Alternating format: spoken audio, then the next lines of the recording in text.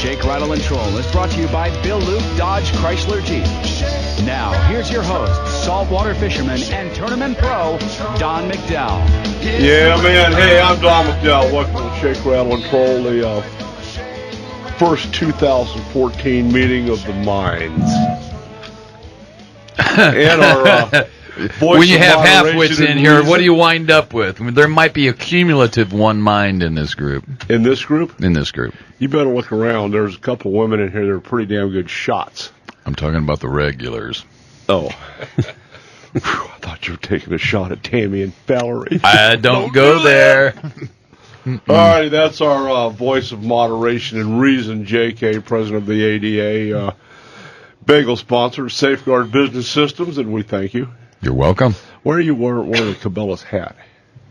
Because I like the way it fits on my head. Box store lovers. Yeah, no kidding. Oh. And Joy Nacho. We'll just sew up that gash.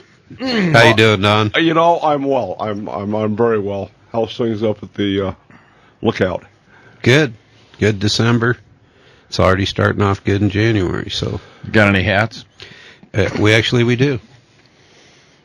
Okay, Joey, I'll even spring for it. If it fits my head well and I like it, I'll wear it all the time. I'll wear it to sleep. You need to have the Expando Flex Fit because his head swells and shrinks, swells and shrinks.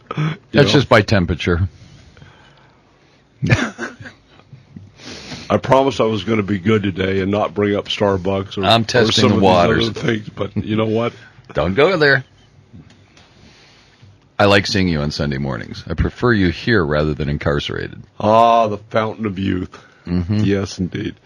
And we have special guests, Dan and Tammy here. We're actually camping, which is a whole nother story with Joe Nacha, on a sheep hunt down in Cofus. But before we get into that, we're going to divert. We've got a president of the Southwest Fur Harbors, Scott Corcoran, on the phone from someplace unknown in the wilderness. Scott, what's happening?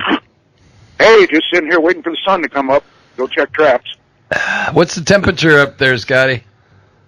It's been running about 25 degrees in the morning and then getting to about, I guess, in the mid-60s during the day. You still showering up there at that temperature? Oh, yeah, my camper's got heat. Oh, good. Okay. Oh, yeah, I got just heat on wondering. right now. It's nice and warm in here. This is an organized trapping event. This is not man in the wilderness. No, this is, yeah, that's true. That's true. Yeah, at least you have some of the rudimentary things of making a house a home. Oh, it's a home. I got plenty of food. I'm warm. Got my coon dogs with me. What else does the guy want? All right, the big question, are you seeing any muleys, any muley bucks? Oh, here we go. Oh, yeah. Yeah, I had a big 3x3 standing on the road the other 2 days ago, standing there looking at me. They started. They're running around in rut. What's that? Are they running around in the rut yet? Oh yeah, that started about the 15th of December. Nice. All of a sudden, you just saw deer tracks just going up and down the roads. They just didn't go on the road and off. I mean, they're following them for miles now. Things we do for women. All the javelina hunters up here. And they're glassing, and all the scene's deer everywhere. So, Scott, how long have you been up there? I've been here at this camp since the 12th of November is when I pulled in. Wow. And overall, how's your start trapping up in Camp Verde on the first week of the season. Yeah, but how's your trapping going overall this year? Overall, I'm doing pretty good, except for the bobcats. I haven't been able to catch very many. I've only caught 4 bobcats, and my dogs got one the other evening. But I've got a lot of fox. I'm up to 54 fox so far. Whoa! And I got 7 coyotes. And last night coon hunting, we got 3 coons last night coon hunting. Any big boars out of that group? Any what? Big boar coon out of that? No, there was some pretty good-sized sows. I did get, right 1st November, I did get a 29-pound boar coon. Oh, yeah. And a 26-pounder up at Perkinsville. We caught them in a culvert. And so the dogs had to take about a week off. They were beat up so bad. But we got them. That is one big coon. Yeah. Good Lord. That's as big as that one out of Adobe Mountain. He weighs 30 pounds. One bobcat I caught It probably was in the mid 30-pound range. Oh. It's stretched out from the tip of his nose to the base of his tail, 43 inches long. Oh. It was a monster. Yeah, my wife and son and my brother were all with me when we caught that one, and it was quite a cat. What's that pelt worth? Oh, I'm hoping he's up around the $800-900 range. He's got a pretty good belly on him. That's awesome. What are you getting for your foxes and coyotes? I've heard, and right on the computer, the fox are going for between 40 to 45 a piece. And these coyotes I catch down here, I only get about 20 or 25 for them. They're just desert dogs. They're no good. You stretching them yourself? You got getting them all off and really scraping them well? Yeah, I've got them all stretched and scraped. I've got my own stretchers up here.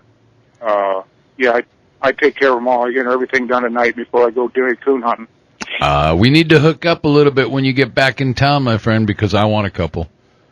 We need to go. No, we need to go up there next week and scout. You can hunt. I'm scouting. How many traps are you running? I got about 50 footholds out and about 50 cages. How long does that take you to? I'm covering about 45 miles a day on the quad. How long does that take you to run that line? All day, from about 7:30 in the morning till I get back to camper about 4 to 4:30. A lot of work. Yeah, That's none of it's on any roads. day, I sort of made the roads. I figured you would. Yeah. All I need is a well-beaten cow path, and I'm off and running. Now, the private property you've got the leg holds out on, those ranchers are working with you pretty well, correct? Oh, yeah. The ranchers up here, Trip Carter, he's great, letting me put the footholds wherever I want to. Down at the Verde Vaquero, I've been trapping on that. I can use the footholds there, catching some coyotes that are bothering them. The ranchers are real good. I even get all the free eggs I want from the Verde Vaquero ranch. The chickens that they got. Chickens, yeah, they got about a dozen chickens. They're getting about 8 or 9 eggs a day. So whenever I need eggs, I just stop in and get an 18-pack. Way to go. Oh, yeah. Yeah, no, the people up here are great, Everybody, wherever you see on the road, everybody waves at you. It's all friendly. Everybody's nice and great up here. I love it. Nice. You know why there's no Subaru dealerships or Starbucks up there? No, but like I told you yesterday, the Prius can make it to my camp.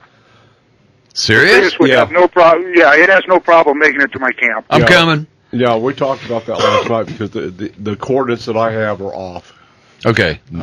He's over here. Yeah. And these coordinates have him way over about 14, 15 miles. Yeah, I had you just south of Crown King, and I'm going, there's no way the Prius is making up any of those roads. How'd you get your elk in that Prius? If you look up, I'm right what they call Walnut Grove, and it's on the Wagner Road, and there's only 2 miles of road coming to me that's not paved, and it's all graded and maintained by the county. Oh, my wife comes in her new car. My wife comes up here in her car, and we don't have any problems.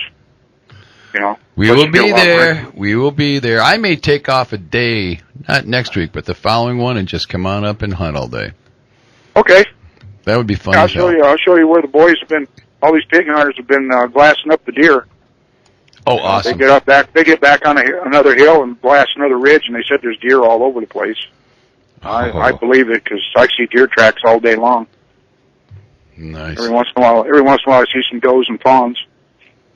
A lot of lions up here this year. Ooh. A lot of lions. Really? Yeah, and every once in a while, I cut a lion track about every other day, somewhere on my trap line, and then every once in a while I'll come across the bear track. There's some big old bears back in here. Are they denned up already now for the winter, though? No, I don't think the big ones do. Really? I don't think they do with this nice weather.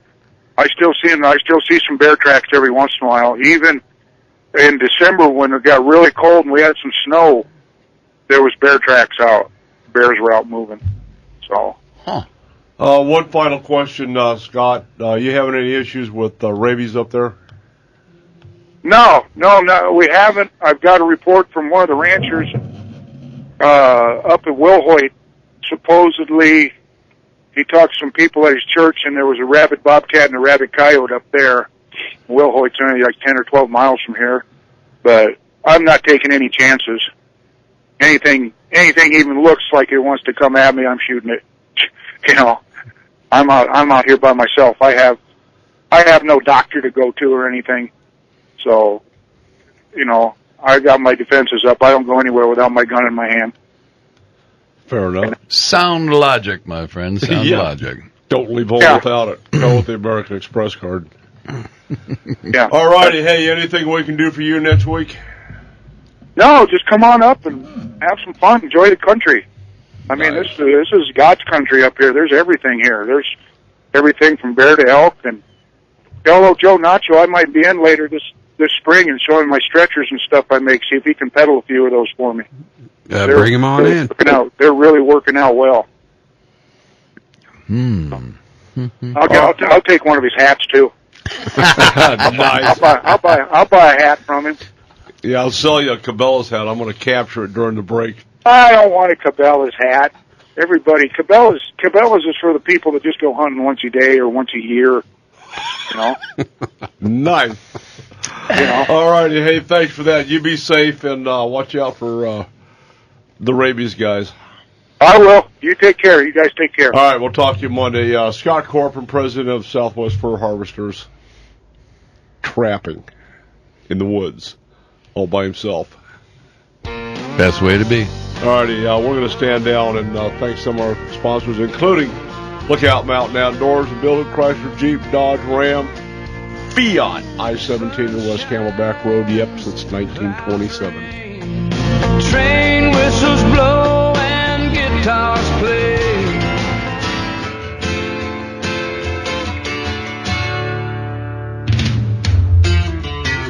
The preacher man says it's the end of time, and the Mississippi River, she's a going dry.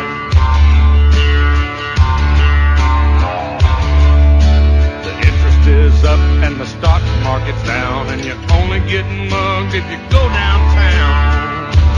All righty, we're going to pay attention this time. We are back. All right, let's get this thing off. The shooter of the day, Tammy. Yes. Let's hear about your hunt. But first of all, congratulations. Yeah. Awesome ram. Thank you very much. Well, all righty. Not many people will fall over laughing at us, but that's just the first. Way to go, Tammy. Okay, here, on the first day of my hunt, that's the way we begin. We did find a sheep, but I was told not to shoot it. Oh. Ooh. Oh. Yeah. We basically... And that would be Dan. Yeah, this is Dan. Hi, Dan. I was the other half of the sheep hunting team. But let me add, before you get started, why are you wearing a flak jacket? Because experience. I'm just asking. Okay, good. Yeah, basically we showed up in camp, and I had that same tag in the same unit in 2010, and we saw very few sheep. We set up on a hill. And where were you? Kofa Game Range, Unit 45B. And anyway, so... Some people just need to be instructed. Yep. There we go. Okay. Dulcet tones. Here we go. 45B in the Kofa Game Range is the unit we were on. And I had that tag in 2010, and we saw very few sheep. And we're on basically the same camp, same hill, and 5 minutes into the hunt, Tammy spots a nice ram. And we go over and take a look at it. And I'm thinking, it's a 7-year-old sheep, but he's kind of short, and gosh, it's good.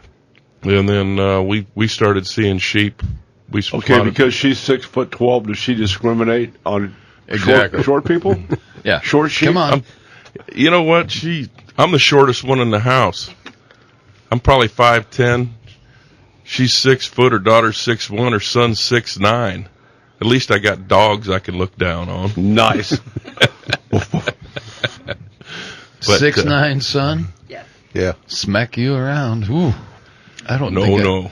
You can't reach him that high. No. Tammy handles things. Apparently. Obviously. One shot, one kill. Mm-hmm. Hoorah. So I'm going to hand it off to Tammy and give her take on the hunt. Okay, this is 45B, not A. Correct. I was thinking 45A. All right, go ahead. Yeah, this is the East Kofa. Yeah. So here you go, darling. All righty, talking to the microphone. Okay. So on the second day, we saw 2 other sheep, and one was very good until he turned around. Because he was taller? Yeah, Okay. no, because he had full curl. But then he turned around and he was missing one horn. Oh, you're kidding. So the whole side was broken off? Yeah. Half of it was gone. Yeah. Kind of like my elk last year. My elk is probably worse than your elk. Oh, I don't know. Mine was pretty damn tasty. My elk's better than your elk. And we'll just have to go down that road, Joy. Oh, that's right. He didn't have a tag, did he? He didn't have an elk tag. Okay. So. Yeah, back to you, Tam. So we passed on those. And then the next 2 days, I don't think we really saw too much. And then about 2 miles away, Joey spotted sheep again. He said there was a huge sheep in there. And so we all packed up and went over to where Joey thought he saw the sheep. He gets there first. He just thought he saw one. No, he did see 2, but when he went to go look at them more closely and everything, it was broken horn again. Same dang sheep. Oh, you're kidding. I thought I had a good one spotted for him, and then he turned. It's like, oh my God. So He'll work in certain positions in the house. Over the fireplace, looking to the south. Well, actually, we thought if she did shoot that, we'd put a hole in the wall, have him turn that way, and tell the people they'd have to go in the next room to see the other side. There you go. Yeah, I'm good. Yeah, so we passed on that one, and then Joey and Valerie and our other friend Rick had to leave, and so we were there by ourselves, and then we hardly saw any sheep. Well, we saw sheep, but they were all ewes. So we didn't see too many more rams at that time. And then I think that was about it. And then we packed up and came home. And then we went back out on December 21st, and we saw nothing. Well, actually, we saw the ones on the borderline. When I came back the second time, Dan spotted 2 rams right on the border of, and that's another thing. How can you take an imaginary line from 45B to 45A, from Midwell to, what was the mine? Evening Star. How do you know where you're at? Set up a laser transit with your GPS. Oh, thank you. But anyway, these things were so borderline that, Dan didn't want to take the chance of, and these guys were way up on the Polaris Mountain. Ooh. And it would have been a nasty go, but they were so borderline, you don't want to get in trouble for doing something like that. So how do they define? I mean, maybe they need to set a marker up or something. Oh, come on. You're going to have for old blind guys like me. Why don't you do this? Let me give you Officer Kenny Dinkwell's home phone number, and you suggest that to him. Do you know how they would have problems, Joey, seriously, with every unit we have got? Oh, my gosh. The difference between 23 North and 3A, 3C, all along the rim country, where on the slope is it 3A, 3C, and where on the slope does it begin 23? That's a definition. They'd be boundarying everything. What they ask you to do is to use some common sense and some good logic and saying, okay, if he's halfway down that hill, he's in this unit. If he's all the way up on top, he's in that unit. And they're not going to pigeonhole you. If you're flagrant, if it's close, they'll let you go. They're not about trying to do something like that. Well, that's what we'd figure what would happen, but you don't know for sure, and I think Dan did the right thing. I mean, we didn't know, called it off. We did go back and look the next day and couldn't pick them back up. So. See, if you worked on some deer projects with us and you spent some time on the ground doing conservation efforts, you'd probably get to know some of these game and fish guys, and maybe you'd have a little bit more, I guess I'd have to quit hunting to do that. No. No, you just have to have some fun. You'd have to work on the ground. You'd have to give back, Joey. Oh, trust me, I have. But coming up, I'm going to be down for 6-8 months anyway, with 2 surgeries coming up. Oh. So, what are you doing?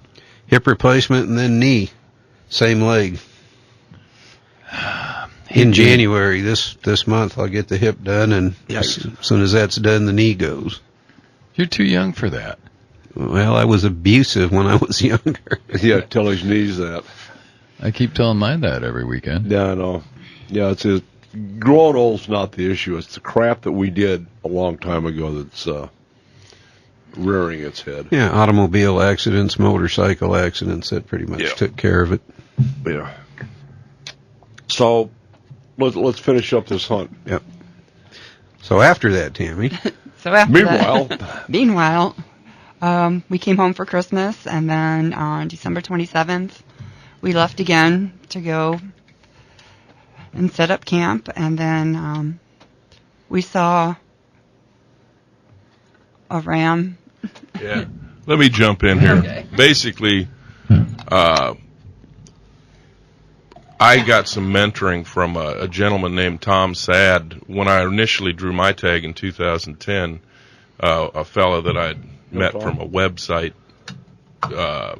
told me I ought to buy Kofa Kings because it was all about hunting the Kofas, and Tom had authored this book. So I got hold of him and found a copy of it and met and had breakfast with him, and he began a mentoring process, which was really cool. All right, hold that thought. We'll finish that up when we come back from break. I'm Don McDowell with Hip Replacement Johnny. Joe Doctor. Dan Parisi. And Tammy Kale. The shooter. You know, as tall as she is, you don't have to have a stand. I'm just saying. Yeah, she can lay that right on your shoulder blades. Yeah. Rubbing her back just kills me. And we are in full support of Duck Dynasty. I knew you were going Hoorah! Yeah. You could just see him chomping on the bit. He wants to say so much this morning, and it's like, grinding his teeth. You know, we pretty much had a good year last year. A lot of positive things. Didn't make a lot of friends, but we got a lot of stuff done. But moving into 2014, that 2-day transition from 13 to 14, the Boy Scouts are now letting gay boys be Boy Scouts. Why don't they make them be Girl Scouts? Because they're boys. Really? Yes. Anatomically, Starbucks they is are out to save the planet. Starbucks is crazy. We don't have a sponsor named Starbucks, so we don't have to support them. We don't have to tell everybody that they're overpaying for their coffee. To save the whales and support Paul Watson in whale wars. The voice of moderation and reason, Don. Is there any Bergen stocks in here? None on my Negative. feet. Valerie, what you wearing? Okay. Oh yeah, don't mess that girl. My guess is she's got a pistol in her purse. Yep. Never know. No, with her? Yeah, I do. It's within reach somewhere. I'm just saying, it's just nice to be around people that get it. So. When did I get it? I thought you got it until you got the Cabela's hat. I'm somewhat stunned. I know, Joe, I've given him 2 or 3 or 12 hats. Swag bag gifts always go a long way with me. Just so you know. I ain't saying. Just saying. Really? Mm-hmm. This came from a swag bag. And it happens to fit really well. Hat, give him the bag. No. When you got a pointy head like mine, there's just certain caps that work well. All right, Joy, back to 45B. How far away are you glassing for sheep? On an average. I mean, it seems to me this is a catalyst for 2 miles. Sheep hunting. 2 miles. I've hunted sheep down there with my granddad, and it was... Yeah, with 15 powers, you can get out to 2 miles, but you need a spotting scope to back it up. And right. Dan's got great optics. He's got some Swarovski spotting scope with nice eyepieces, so he's out there further than that. In fact, at one point I was on a hilltop, and he was well south of me, and the sheep were well north of me, and he picked those up over top of my head with those things. In fact, that was 2 rams on Polaris Mountain. So you can really reach out there. And sheep, kind of like antelope, have a nice white rear end to them. Yeah, that baby. It really sticks out. So how are you guys staying in communications with one another?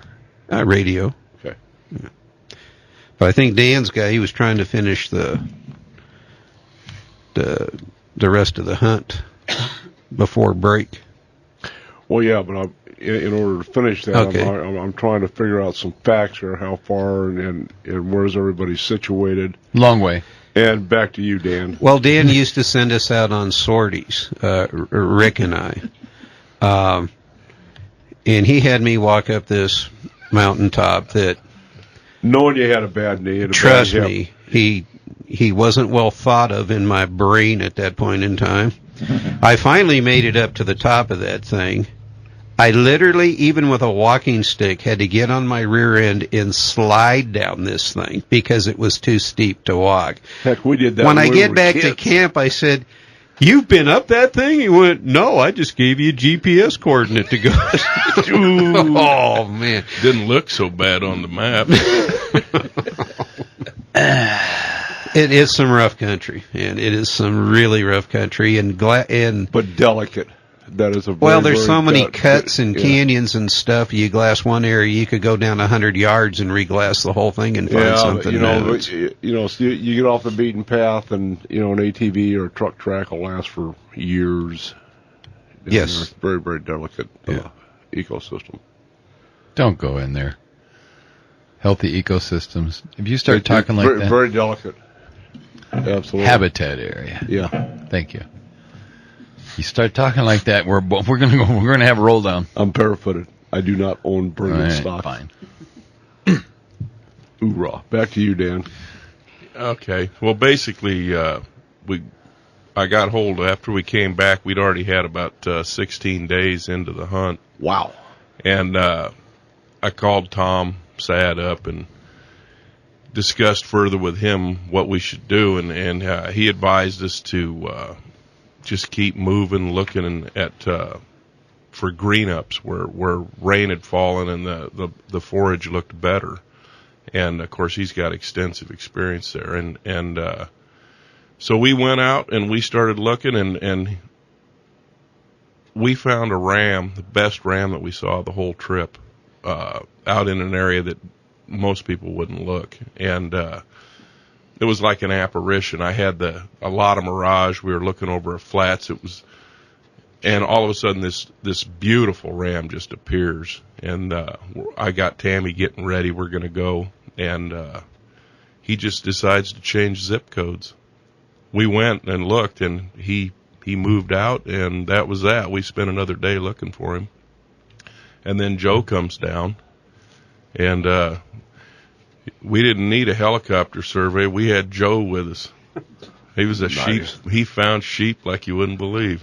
And, of course, we were seeing a lot of sheep, but just not the right kind. We were seeing a lot of ewes and yearlings, which was encouraging because on that 2010 hunt, we saw very little. Well, we've had a lion issue down there on through the work that John and I do with the AZSFWC, the Bighorn Sheep Society is well represented in it. That's been an ongoing topic for a couple of years now.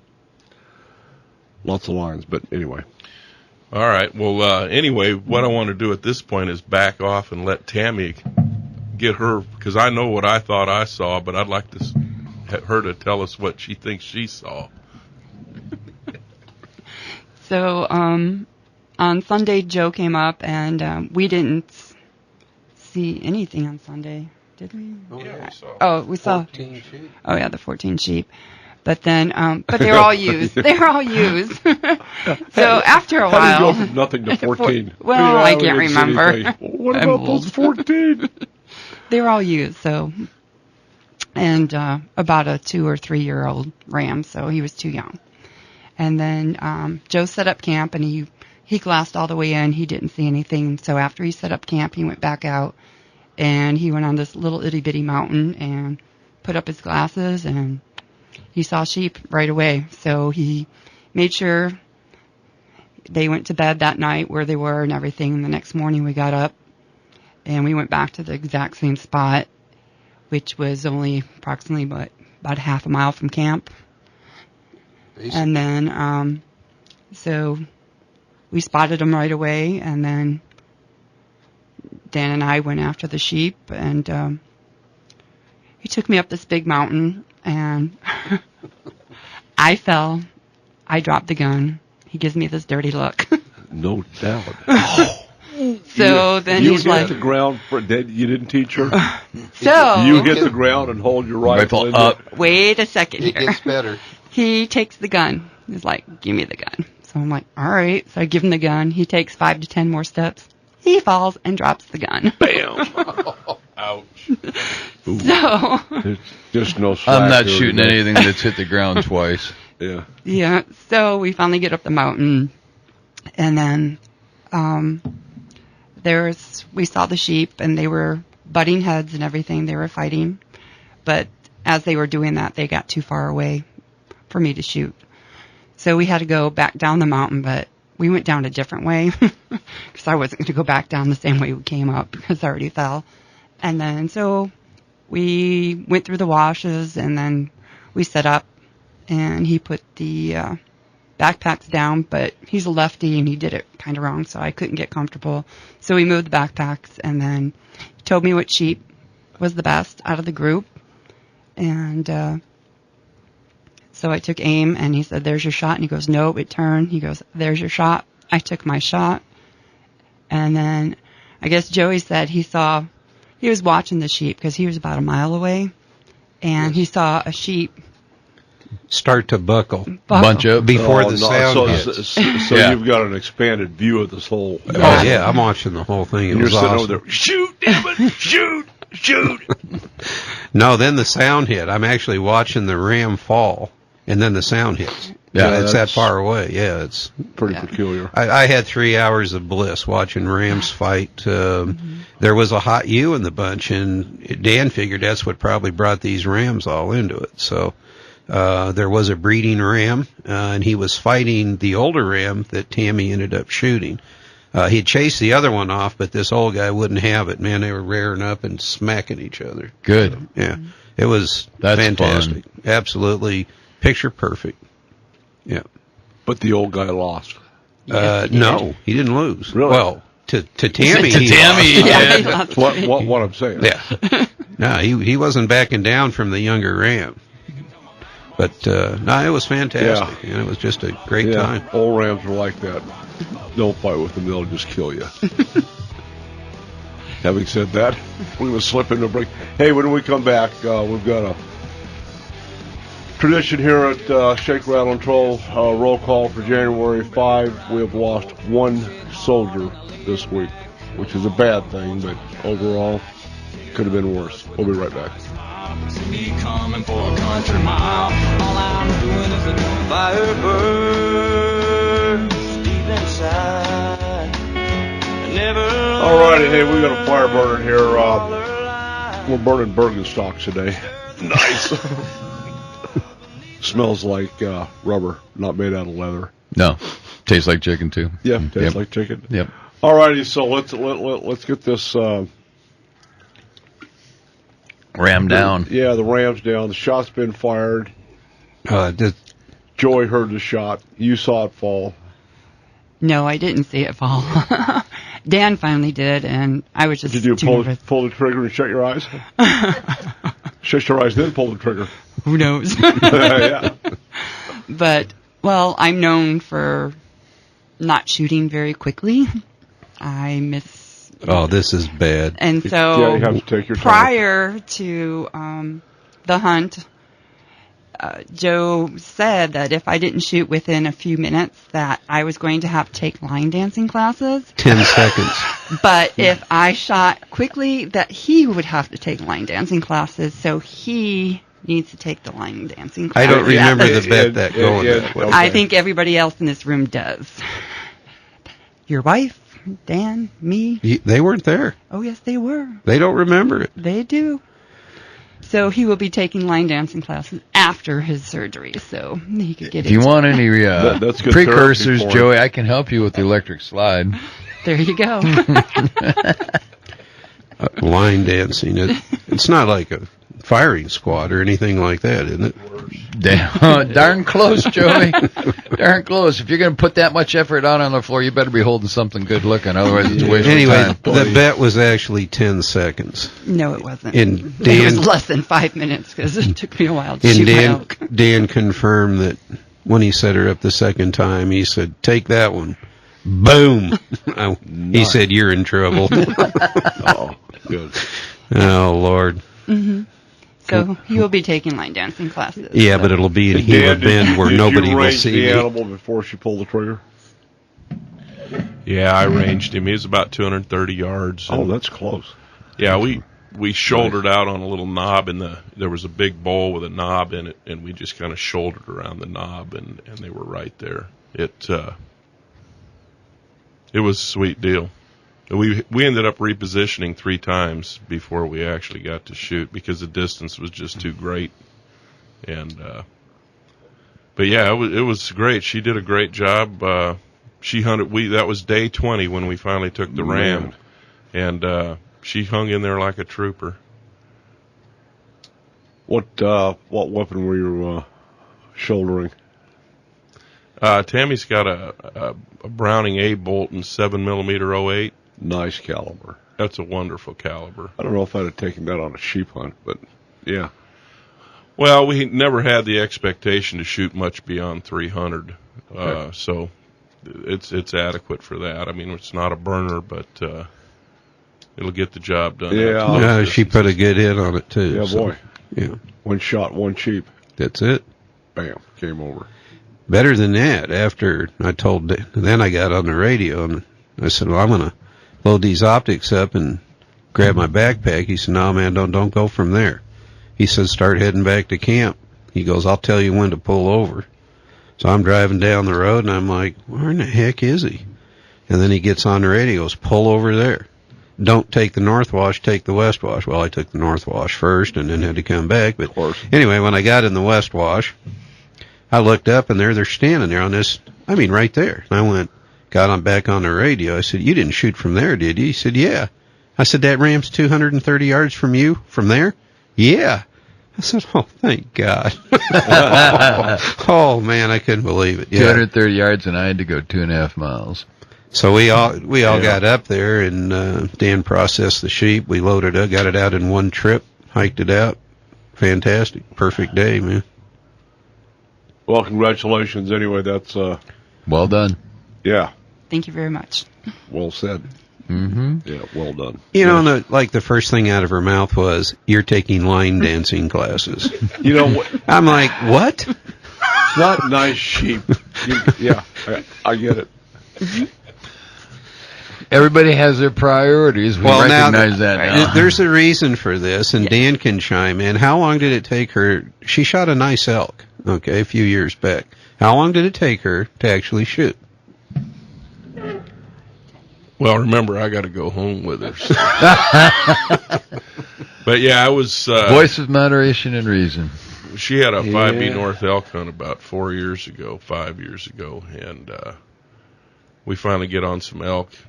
And, I mean, most guys would have ran through a pickup truck load of ammo in the time it took for her to say, I can't see it, I can't take the shot. So the elk walk off, and I'm thinking, oh boy, just walked off, didn't run off. They just fed away. Okay, so I'm thinking our best shot at getting an elk is running the truck up and down I-40 about 70. So a couple days later, wow. A couple days later, we get one in a canyon bottom, deepest canyon in the area. And she set up on it. We crossed a rock across the pack, and the elk's moving periodically, and she's going, "Where should I shoot it? Where should I shoot it?" It was probably a 15 to 20 minute process, and I'm thinking he's going to walk out of sight, and he beds. Well, then you could stare at him all day. It still took another 5-10 minutes for her to finally make the shot, but he never got up. When she has never fired at anything that moved. I mean, they roll down a hill maybe, but she's one-shot Tammy. everything. Bear that in mind. Well, yeah. It was great, though. She got a nice bowl, too. Outstanding. So that's where it came from. And I told her, you can't take that long to shoot a ram because of just what happened on this trip, which we'd never seen before. With a hot U in there, the rams were constantly moving back and forth and fighting. So yeah, eeny, meeny, miny, pow. Yeah. Got it. Oh. All righty, we're going to roll into roll call for January 5th. Air Force Captain David Lyon died December 27th, 2013, serving during Operation Enduring Freedom. 28 years old, out of Sandpoint, Idaho. Captain was assigned to the 21st Logistics Readiness Squadron, Peterson Air Force Base, Colorado. Died December 27th in Kabul, Afghanistan, from wounds caused by, another IED, improvised explosive device. Our hearts and prayers go out to he and his family and his unit. It's the price of freedom, guys. I'm Don McDowell. We'll be back.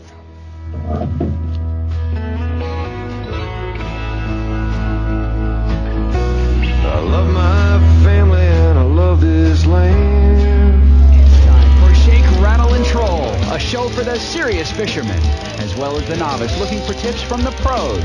Shake, Rattle, and Troll is brought to you by Bill Luke Dodge Chrysler Jeep. Now, here's your host, saltwater fisherman and tournament pro, Don McDowell. Hey, welcome to the second hour of Shake, Rattle, and Troll. I am Don McDowell here with Special K. Special K. We call him Special K because he has special needs. Joe Nacha from Lookout Mountain Outdoors, and Dan and Tammy just come back from successful sheep hunting 45B down in the Gopher Range. Awesome place to hunt. We'll be doing the Rim Country Custom Rod Fishing Report, along with a review of a letter about gizzard shad that came out in the Payson Roundup. Did a good job on that. We'll tell you what's happening with that. But Joey, Dan, and Tammy, let me ask you about the mountain lion issue. You know, we kind of touched on it a little bit. The Kofas have been plagued with, in the recent past, an abundance of mountain lions, reducing the population by approximately 50 to 60% down there. And Dan, you mentioned 2010 versus 2013 hunt, seeing a lot more sheep. What do you attribute that to? Well, one, I'm probably a better sheep hunter, but the other would be... Than you were in 2010? Yes. You've been practicing? Well, I don't know. We're looking at the same country, and we're all pretty experienced with our optics, so there is more sheep, is what I would say. And Game and Fish has been actively trying to manage those lions down there, and apparently it's probably working, I would say. Better late than never. Yeah, well, there's still a big moratorium on mountain lion harvesting headed our way from California. You know that. Yeah. We're going to be fighting that this year. Yep.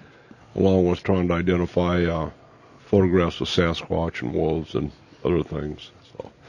So, Joe, you got any thoughts on this? Well, I think along with the drought, help, but then, not being able to hunt mountain lions, put a hurt on the sheep and probably mule deer population too down Without a doubt. So, I was down there in 2010, and I would have to agree. We saw more sheep on this trip than we did before. So I think, obviously Arizona Game and Fish is getting this under control. Somewhat. Probably quite a bit, because I think the first 2 or 3 days we'd found 24, 25 sheep, and They were claiming there was 100 sheep in the whole unit. And this last bunch we found were none of the sheep we found before, so at another 19, and Dan was below that the day before with 14 sheep. So if you start totaling that up, are you telling me we saw 3/4 of the sheep that were in that unit? I doubt. Man, you guys are good. They're not saying there's 100 sheep in the whole unit, no, are they? 45B, that's what they were claiming, around 100 sheep in their surveys. What about 45A? Because there had to be over 300 then in 45A, because I know the COFAs have got population count. Last time they did surveys, they were guesstimating right around 450 sheep. Right, but you got 45C and 45A, which are traditionally 45B. The East COFA is generally thought of as a lesser unit as far as population numbers. But the point being is, at one time there was 15 annually, as many as 15 sheep tags, and now we're down to 3. The C, A, B, and C each have 1 permit. So, and they did not fly this year. They did not survey the COFA. They did it last year then? Yes. Okay. So they don't have a current count, but the population was pretty much static. I mean, it's increasing. I mean, they think they might have 30 or 40 more animals from 2011 to 2012. So it is positive. At least it's not dropping. Well, it dropped from 800 down to the 400 and some numbers. That's why they had to do what they did with the lions. And they faced a lot of opposition, you know that. Correct. From a number of groups that wanted us not to take out any sheep. And we had a commission. Those are the guys that drive Subarus and drink at Starbucks? Correct. But they also, there was a lot of... Are they gay? No, but it was members of the commission that were... Jennifer Martin, Bob Hermbroad, those guys. They were very, very strongly entrenched Jennifer with Martin the Sierra Club. Were good stocks. Yes, she did. Well, the protocol that they have to go through down there is they can't just take a lion. Nope. They have to capture it, which is not easy. Tag collar it. Yep, and then see how many offenses it goes. Yeah, they got to if it. Is it the 3-strike rule still? 2 strikes. Two sheep within 6 months. And then the thing of it is they're opportunists. They're going to eat sheep. That's what they do. They eat deer, they eat sheep. So you put me near a McDonald's, I'm going in. Oh, yeah. So the Game and Fish is doing what they need to do to handle the situation. Mm-hmm. It's not McDonald's you have to worry about. There was a email advisory that Walmart had recalled donkey meat that they had sent to China because it was contaminated with fox meat. That was in China. Yeah. No, the China processing. I mean, they import 400,000 tons of horse meat every year. Where the hell do they get the fox meat? That's beyond me on that. I don't know where the fox came from. I'm afraid to go up camping with Scott. I'm taking my own food. I don't know what the hell he's doing with those foxes. Coyote stew. He's selling them to China. Bobcat chops. Not bad. No, not bad. I'm telling you, mountain lion is like eating the sweetest, finest pork chop you ever had in your life. Well, yeah, but as long as it's not a carrion eater, I mean, something that's been dead for a long time. Yeah. Your bears will eat stuff that's just full of maggots, and they'll scoop the maggots out and eat those. That's what they like the most. But if you get something like a mountain lion, which only eats its own I kill. had one bear like that, and then the other bear was just as tasty as could be. Really? Yeah. Nothing to do with preparation or field dressing or anything else? Negative, Ghost Rider. They were all properly cared for. And I don't know what his malfunction was. I mean, you couldn't even make fondue. I'm going strips. Back Fondue. Fondue. Oh, yeah. You cut up the little cubes and like a half-inch square. By the time you spit it out of your mouth, it had expanded to about a 2-inch glob.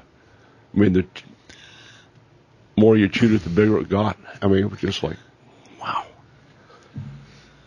Was it near Palo Verde? Yeah. No. Okay. No. I'm just saying. Mm-hmm. So, anyway, back to you. I don't know. I got sidetracked on donkey meat. I think Dan was going. We were talking about cats in the COFA. How the hell did I get on donkey meat? Well, it's the old timers thing rolling in with them now. But anyway, we had a wonderful experience down at the COFA and the serenity of the area. It's a beautiful place. It really is. I think we were down there a total of 20 days, And we saw, I think we had 4 vehicles come past our camp during that period. So, did you see any road walking warriors coming through from the south? Negative. Good. Seems like they don't come through those areas. That's a tough place to hike through. Yeah. Mm-hmm. Pete saw a group several times when they've been in the Kofas. Really? Yeah. Shots fired? No. Mm-mm. No, they uncovered a group of them that were hiding in a cave. They just kind of walked past the cave and they did a double take and they pulled some brush away and they were all hiding in there. And they just, everybody went their own separate ways. But they see him. They see him on occasions. So. I'm just saying.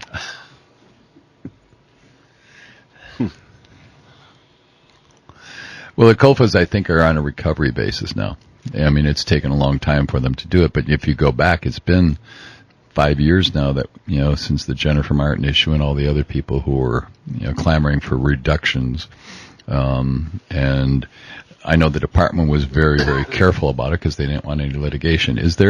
You can't go in and shoot them in the preserve, is that it? You have to catch them before they come out, right? Or when they're on the outside going in. No, we're talking about lions, correct? Right. Lions can be killed on the Kofa by the authorities. Now, there's no sport hunting of lions in the Kofa. That's what I meant. But once they have an offending lion, they can actually take them on the that was the decision, was to go into the Kofas with the Game and Fish Department and take them out. And Dan, how do they determine this is a bad lion? Well, they snare the cats, put GPS collars on them, and then they follow them. And when they've taken 2 sheep within a 6-month period, they become an offending lion and are subject to lethal removal. Nice. I love that term. All righty, we're going to stand down and thank some of our sponsors if we have any left, not including Starbucks, the Gay Boy Scouts, Subaru, or Connecticut, Nevada, and or Government Weather Control. I'm Don McDowell. John Golazar. Joe Nocta. And Dan. Tammy.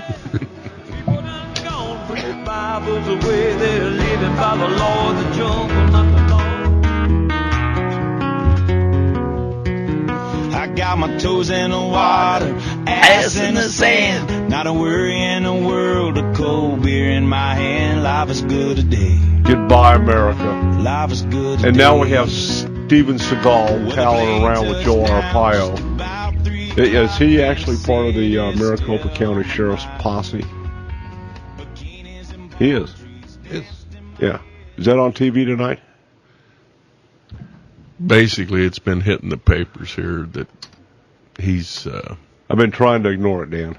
Yeah. He's a posse member, and they're saying there's been some indiscretions and on and on and on.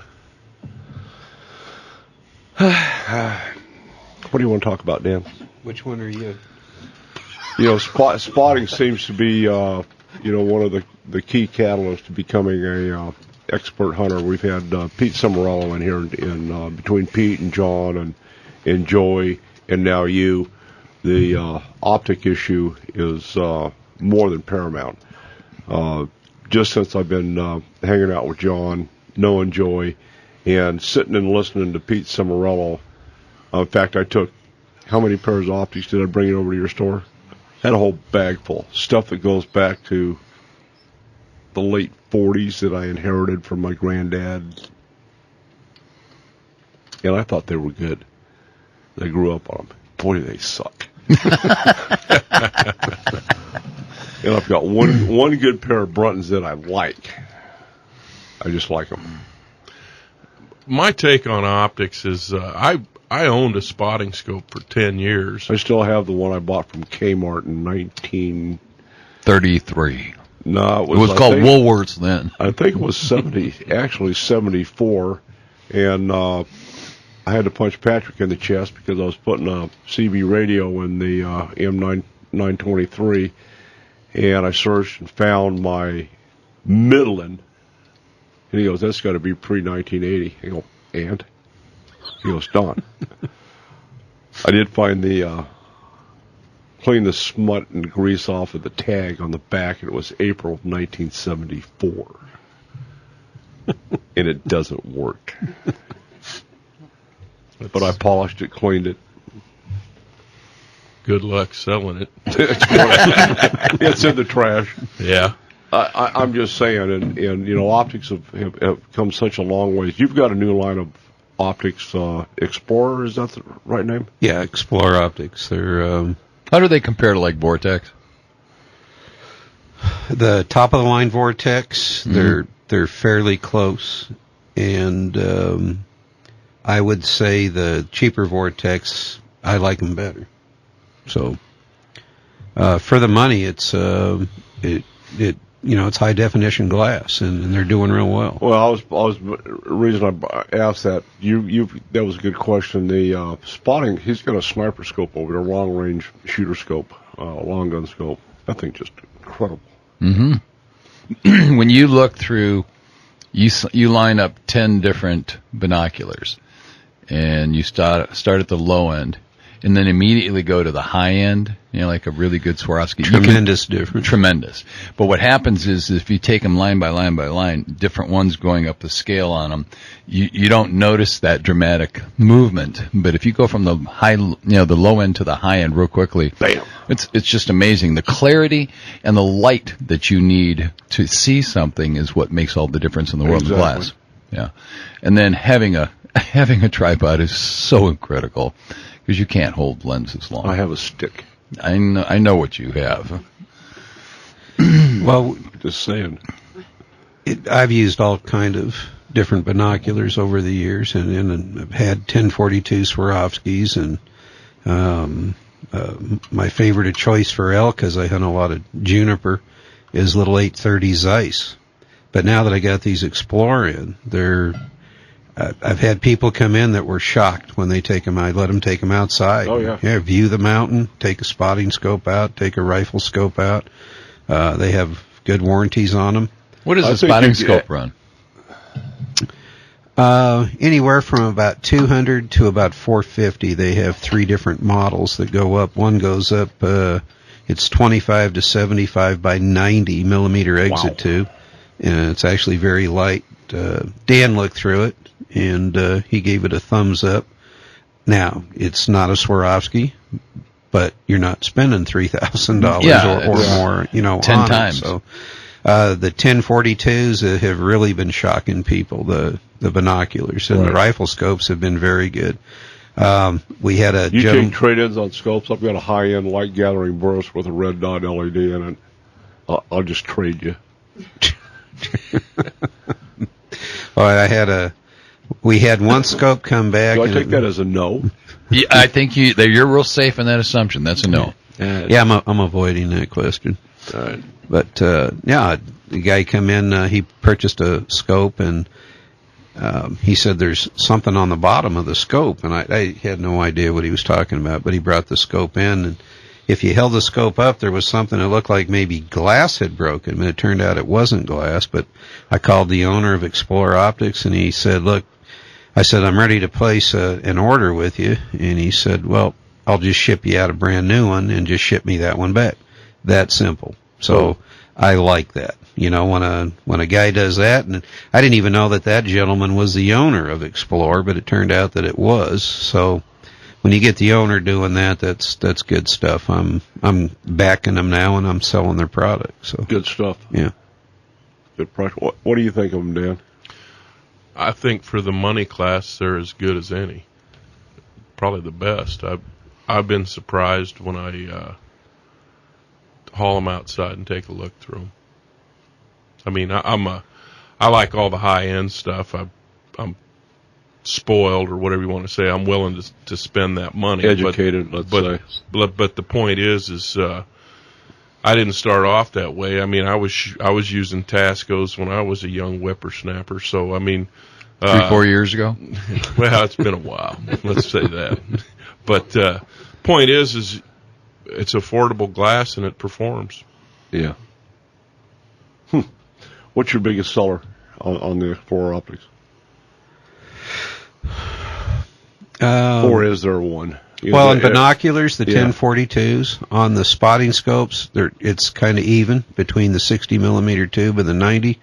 And on the scopes, the standard 3x9 I've probably sold more, and there's an easy railer that just mounts right to any AR that's railed. That's a slick little scope. They do lighted reticles, they do unlighted reticles, multicolored. You can, and then you can custom order, what you want. So, really? Oh yeah. That's amazing. Yeah. It's a good line. And so how's, I know you've got the legendary Glenn Sheldon over there wrenching on bows. How's the archery evolution coming? Still a work in progress, but Glenn and Pat have been working feverishly for weeks now, building gondolas and bow racks and whatnot. And soon we'll probably... we have a meeting with a huge rep coming up. It might be even this coming week. And we're going to have a bow line in there within a month. I'm just not going to name the bow line yet because I'm not sure. What does it rhyme with? A P and a S and a E? Yeah, I think it rhymes with that, yes. Okay, got it. Not bad. No. So are you going to have a formal grand opening when you get all this set up? When we're totally done, yes. Yeah. When are you anticipating that? It's probably at least 2 months. All righty, we're going to stand down and seriously thank some of our sponsors. And when we come back, we're going to slip into downtown Payson to find out what's happening on the fishing report. I'm Don McDowell. Tammy Kale. Dan Parizek. Joe Nocta. George Strait. In your dreams. Absolutely. God, nice.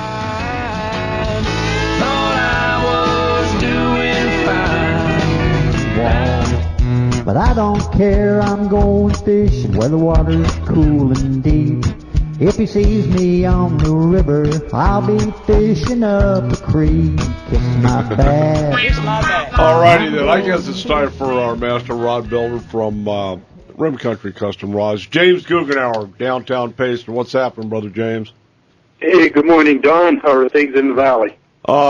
Nice. Good.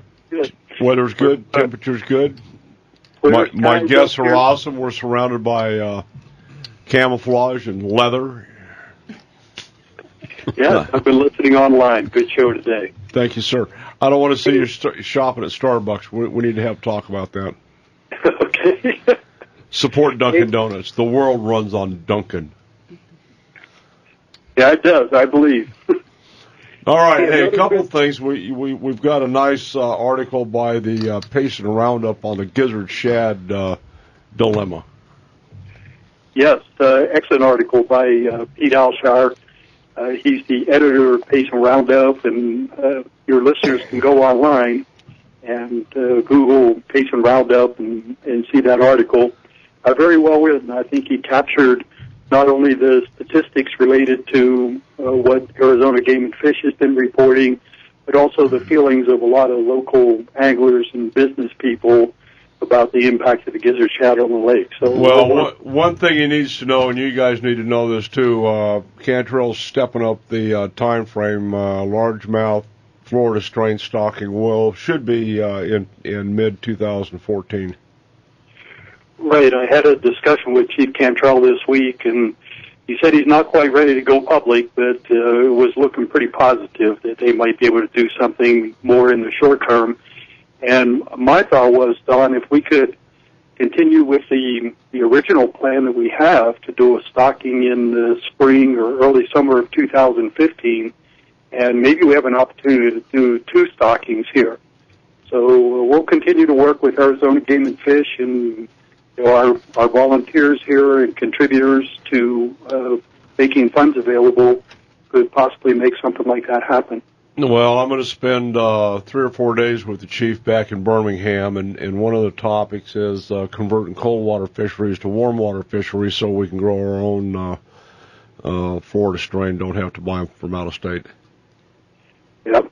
So, I was thinking about this because a lot of that goes to the way that Chief Cantrell thinks about how we should manage the fish operations at Arizona Game and Fish. And we've said for years that our state needs to be more like Texas, and we need to have some of these warm water fisheries.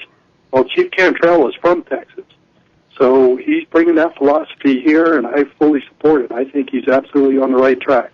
Well, if you go back in time and look what Texas has done, they went from having really crappy bass lakes to begin with to world-class fisheries, and it's the way they're categorically managed. They have trophy lakes, quantity lakes, and then quality lakes, all broken down. So it's kind of similar to what Alabama's done, but Texas does things in a big way, and I think you're right. Cantrell just gets it. I don't care where he's from. So. Yep. That's it. All right. What's on the Rim Country Wolf Report? I mean, fishing report. Good grief. I'm sorry. Well, we can talk about either. All right. Let's talk about the largemouth first. Let me talk about the fishing. You know, we've had another stable week up here for weather.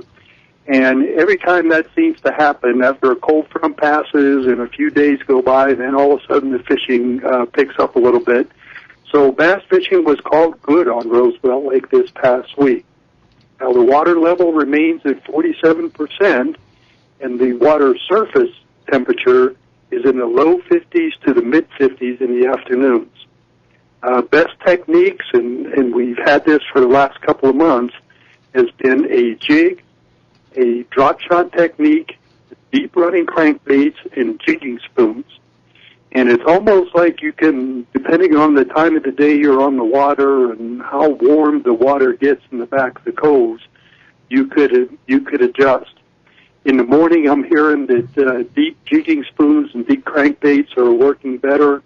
In the afternoon, as things start to heat up a little bit, a drop shot in a little bit shallower water seems to be working. So those are where most of the anglers are going. What about the Carolina rig? Anybody doing that, or are they just blowing that off? There's always a couple of guys who are just avid Carolina rig fishermen. I know a lot of your listeners know Frank Powell, who's the owner of the Tackle Box. That guy, that's all he does. I mean, year-round, he fishes a Carolina rig. So a good deep water technique. Once again, if you're looking in the middle of the coves where they extend out into the main portion of the lake in like 50 feet of water, that's where you throw a jig, or as you're saying, a Carolina rig would work good in those instances too. Is there any prominent color that seems to be a common denominator for catching? Not too much this week. Winter, Roosevelt Lake, especially since it's cleared up after the water ran in there, is a pretty light-colored lake. So green pumpkin and darker, I would say. When you get into the green pumpkin colors and the browns and the blacks, that's what most guys are going to be fishing in the wintertime. How about the crappie? Crappie was not quite as good this week. It was called for by a couple of our crappie anglers.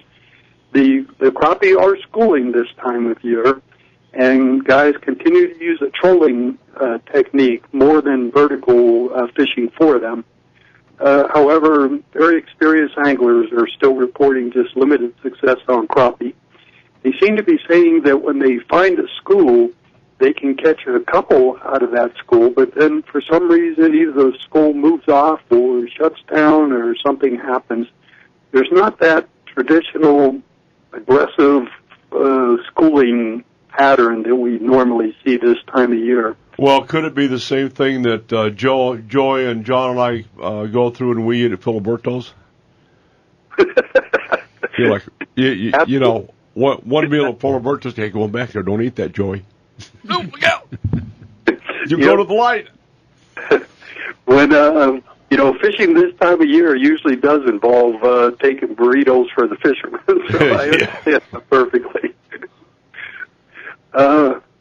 Hey, but on the good news, the trout fishing here at Green Valley Lake was called excellent this past week, and Game and Fish, for those that are not familiar, they have renamed their urban fishing program to be called the Community Fishing Program. And the reason they did this is they've expanded some waters that don't fit the traditionally urban lakes that we've had in the past. I thought that was a Hillary Clinton thing, that it takes a village. Now, Green Valley Lake is part of the community fishing program. Okay. It was excellent this past week. I told some of the local guys up here that the old adage of 10% of the fishermen catching 90% of the fish is absolutely true at Green Valley Lake. There's about, I'll say, 5 to 10 fellas that you can see down there sitting in aluminum lawn chairs with their fishing rods sitting on a little stake. And they're sitting there with power baits or salmon eggs or small spinner baits.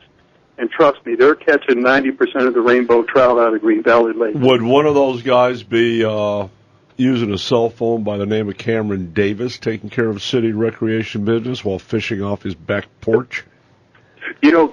Cameron has an extreme advantage because he can look right out of his office window, and when he sees the bite pick up, all of a sudden he's out there at lunchtime. That's wrong. That is so wrong. I'm just saying, John. I know. That depends on how you look at it, JK.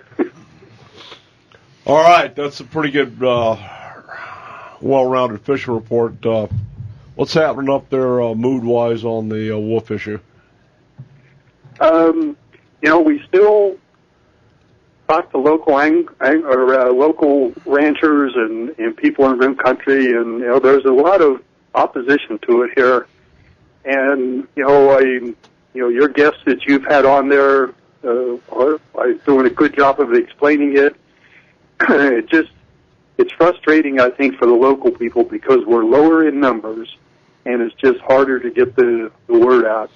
And one of the things that just really concerns me, and it's kind of disturbing, we've gone through the comment process ended December 17th, and then we went into the holidays, and most all of the groups, and rightly so, ours and mine and yours, and kind of took a hiatus for the holiday.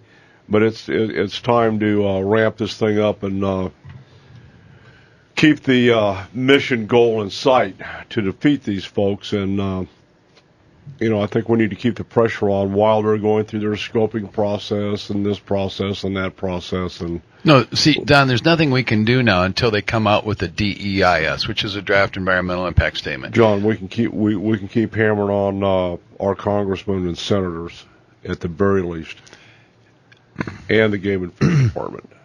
I mean, if we back off, there's no backing off. Your little friend up there that runs that hiking shop is parlaying right now, as we speak, to have wolves in the Grand Canyon. I know. We're packing ammo. Nice. Lead poisoning always works. $50,000 fine James, per animal. I'm going to exclude you from the whipping we're going to take on Monday morning. God love you. Good report. You have a blessed day. We'll talk to you next week. Thank you, Don. I'll talk to you later. Yes, sir. James Guggenauer, RimCountryCustomRods.com. Check them out. We'll be back. Cut a path across the blue skies, straight in the streets, trying to do the right thing and raise my family in this land. Treating me like you want. All righty, we're back. I want to thank you, Joy, for bringing Dan and Tammy down. Tammy, nice job on that sheep. Thank you very much. I don't care who you sleep with. That was a great job. I'm just saying. What?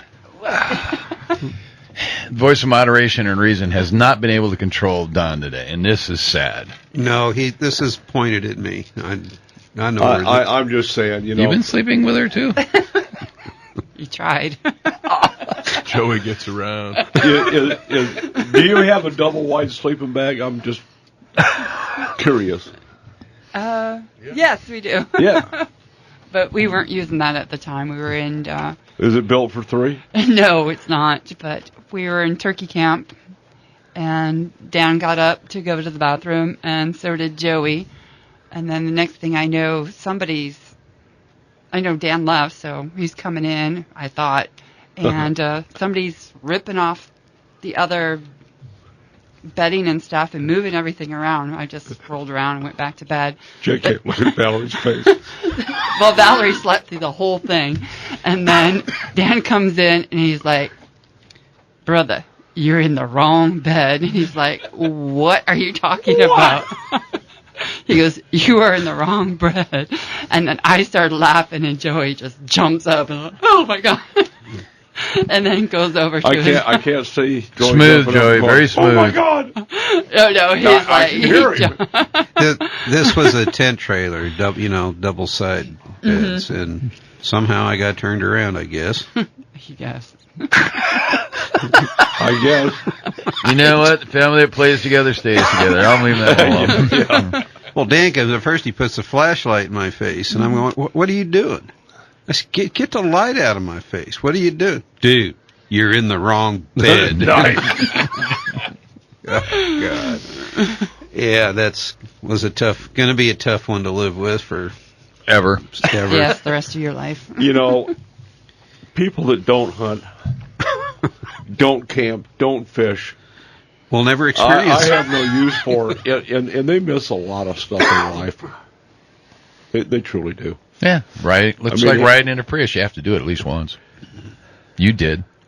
You got pictures? Oh, I do. Oh, you think I'm going to let him get out of that thing without a photo? We went to a wolf meeting in the Prius. Yep.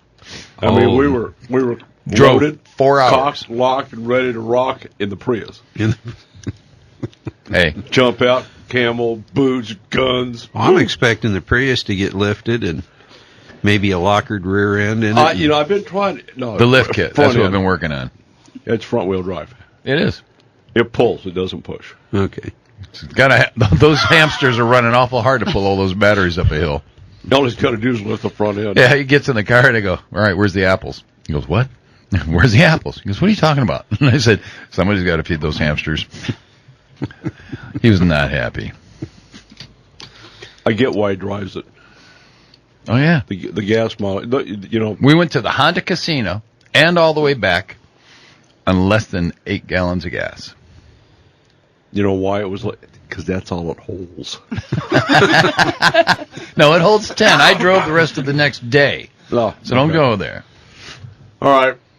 Well, anyway, I want to thank you guys for coming down and putting up with us. And if I've offended anybody out there, you have to Starbucks, the Boy Scouts, Connecticut, illegals, Nevada, or Volvo. Deal with it. So, Joey, let's give your location out because I really don't know the exact address, but it's somewhere between the candy shop, the candy store, and Bridget's 5-star dive bar. Bridget's last laugh. 17232 North Cave Creek Road, block and a half north of Bell on Cave Creek Road. And on the west side, northwest corner, Cave Creek in Hartford. Look for the horse. Look for the hay barns, full-size horse. Same parking lot with them. Good stuff. How are your map sales with Wide World of Maps working out? It keeps every month.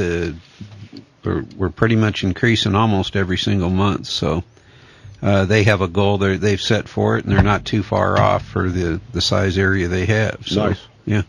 Full shop topo. We have, if we don't have it, come in on Mondays. We'll build it for you. Any topo in the U.S. Really? Yes. That's the new prevalent thing. When are they? Joey, have they done recent photos over? I remember for the longest time. I remember the last time they took photos was like 1963. You see it on the U.S. Forest maps. Have they updated all photos across the country? No, I think there's still a lot of old stuff out there. I do believe. Well, as far as the government, I don't know what they've done, but Google's kind of everybody's using Google's photos. Except not for wilderness areas. Acme Mapper. They still haven't done. You don't get good enough on Google for anything outside of any inhabited area. From what I've seen, I've done a lot of trying to get those things. They're just not that crisp yet.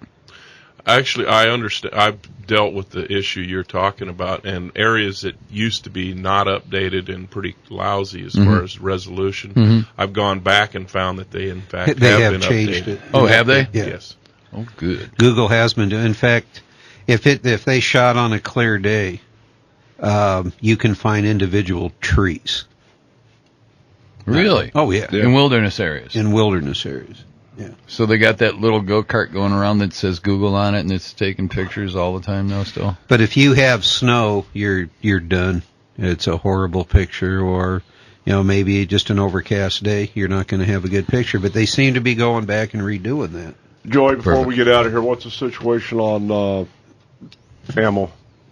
Ammo's still tough to get. And, I'm a fairly new shop, but I take whatever they give me, what my distributors give me. I don't care what it is. If it's centerfire pistol ammo, I bring it in. So we have a little bit, and I actually had some 22s for a change here. Really? Yeah. Those will be of course, they're long gone, but I have more coming in. So yeah.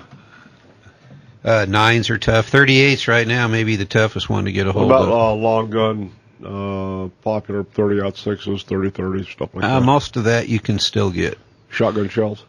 Tougher, but you can still get them because the ammo manufacturers were so far behind building rounds for our government that 1.6 billion of them. That they, from what I understand, kind of forgot about shot shells, and now they're trying to make up for that. But my sales rep told me you'd probably see a 50% decrease this year. So nice.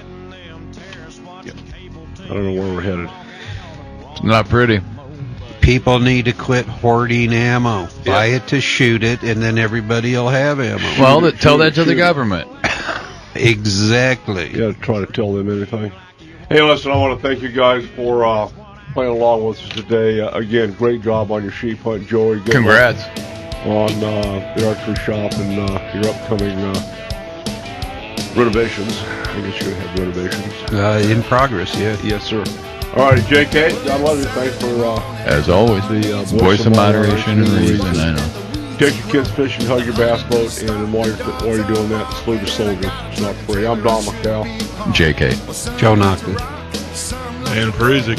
And Tammy Kale. We are out of here. Well,